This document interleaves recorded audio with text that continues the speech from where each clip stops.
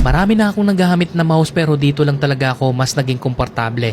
Ito nga pala ang Rapport Ergonomic Bluetooth Mouse at mayroong battery capacity na 800 mAh na kayang umabot ng up to 90 days. 3 hours naman yung kanyang charging time. Meron din pala itong kasamang extrang USB dongle. At tignan nyo naman kung gaano kaganda itong mouse ng Rapport mga idol. Ito sa gilid niya meron po siyang forward button at back button. Meron siya ditong side scroll wheel. Nagustuhan ko rin to kasi yung posisyon ng kamay ko saktong-sakto talaga. Hindi siya nakakangalay. Sobrang komportable. Napaka-premium din ng looks ng mouse na to. Nandito pala sa taas niya yung USB Type-C. Meron din siyang switch button dito kapag inangat po natin yan. Naka-USB dongle po siya. So kapag nilagay natin sa gitna, wired naman po. Pag nilagay natin sa ibaba, Bluetooth naman siya. Sa ilalim nito, meron po ditong magnetic na takip at nandito po nakalagay yung ating USB dongle. Ito po yung sinasaksak sa laptop at PC para makonect natin wirelessly yung ating mouse. Sobrang smooth nga ito gamitin kahit na wala akong mousepad.